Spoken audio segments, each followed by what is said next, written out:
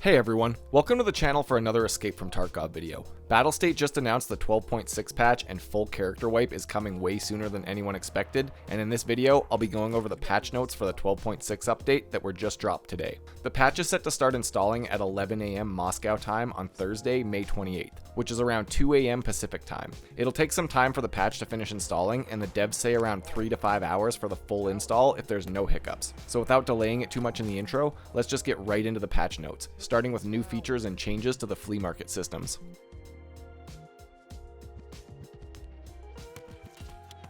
First up on the list, a CAPTCHA feature is being added to the market in an attempt to counter market bots and price fixing. The CAPTCHA will only activate if there's suspicious activity on an account, but we don't really know what will count as suspicious.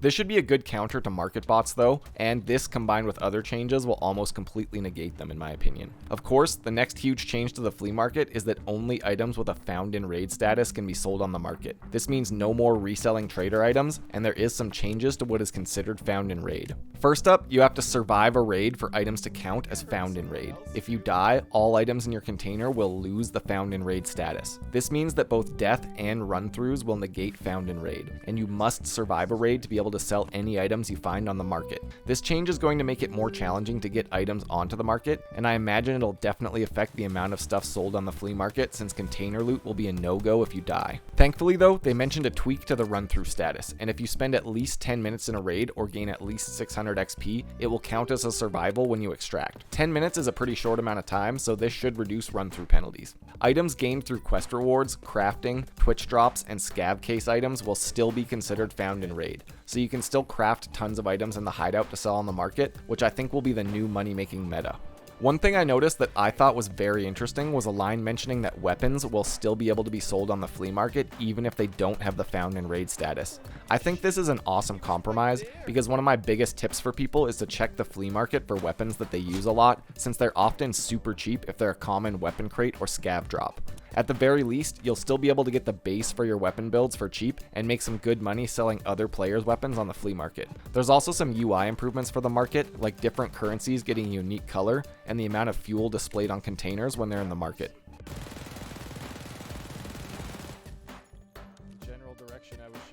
The second huge addition to the game in the 12.6 patch is the first rendition of Steam Audio, a whole new sound and directional audio system. There's been a lot of hype about how this will improve the sometimes wacky directional sound in Tarkov, and I'm pretty excited to hear it in action. I'm not exactly sure how much it will change the overall soundscape of the game, and this first pass is just some basic features of it according to the patch notes.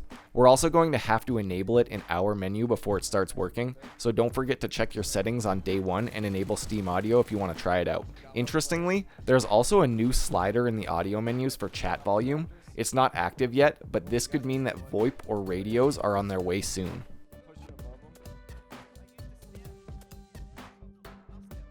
One nice little quality of life increase for everyone who plays Tarkov is that with the 12.6 patch, all players are getting a small increase in our stash space. The patch note says 2 new rows will be added to each stash for a total of 20 extra spaces. By my math, that means I can hoard at least 4 more M4s, so I'm happy about this.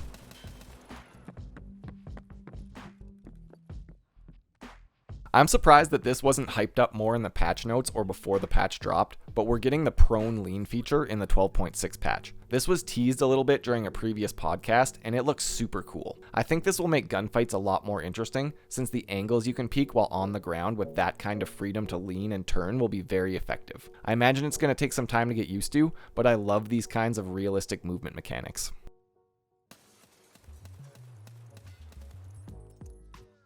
Even though it's not mainly a content patch, the devs are dropping some goodies for us in the new update.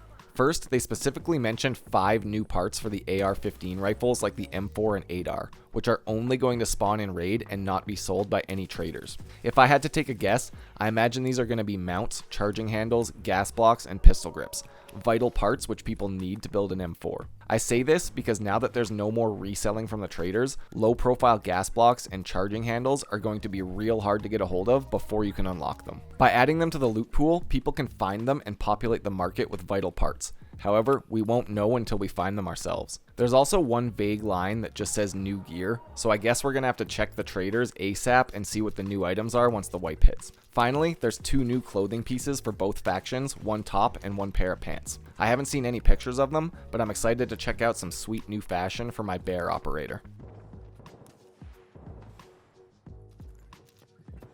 It seems like they've taken a crack at making the scavs even more of a deadly opponent, since they're getting some improvements to their AI. Normal scavs are apparently going to be able to cooperate and team up on us now, which sounds kinda terrifying. There's also a bunch of bug fixes for scav boss guards, so that they don't lose morale and give up on the fight when their leader dies, meaning that group bosses might become quite a bit harder. They've also updated the patrol routes for scavs so they can more effectively go and find players, and at long last, it says that other player scavs won't be marked as enemies if they kill another player scav who's gone rogue. That's been a long-awaited change and should make scav play a bit more interesting overall. Some high-end stuff. You at least get something from it, but... There's also a pretty decent list of general changes in the patch notes aimed at changing up the early game a bit and adding some quality of life tweaks. I'll just go over these in the order listed on the patch notes. First, the audio notification from the hideout for crafting will be disabled when you're in the game, which is a godsend for me because it always trips me out when it plays during a tense firefight. You can no longer throw grenades while sprinting, which is good because it was bugged anyways and it would just drop at your feet if you threw it. As I mentioned earlier, the conditions for survival were changed to 600 experience points or 10 minutes survived in a raid. Next up, apparently the XP requirements for the first 20 levels is being increased. On one hand, this should slow people from getting over leveled really fast, but it could be kind of punishing for people who can't play much. In any case, we'll have to wait and see how much it's actually been increased. There's also some changes coming to quests and some much needed ones too. First up, Jaeger's quests are being simplified, which will be an awesome change because he honestly became a meme in the 0.12 patch because of how complicated his early quests were. In addition to this, the patch note says that various old quests have been changed as well, and the rewards for quests have been tweaked. Hopefully this makes the tasks a bit less of a grind for the average player and counteracts the XP increase for levels 1 to 20. Next up, we have some changes to the loot tables. The patch notes say that a lot of items have their spawn rates adjusted, loot locations have been tweaked, and a large amount of items have been added to the loot tables for finding out in the raid. This should be great when paired with the flea market update, because a lot of trader-only items might now spawn in loot boxes, so they won't disappear from the flea market entirely. On top of this, the loot from scavs is getting an overhaul, and they should have an even more diverse variety of gear and loot on their bodies now. The patch notes also say that a lot of statistics on items have been changed, so hopefully that means we have a more balanced variety of attachments that are worth using, instead of just the few best in slot items that are better than everything else. Finally, the patch notes say there's been a big improvement in the quality of items that you get from Fence after using one of the SCAV and PMC co-op extractions. Hopefully this might encourage people to actually be chill and use these extractions so that everyone wins.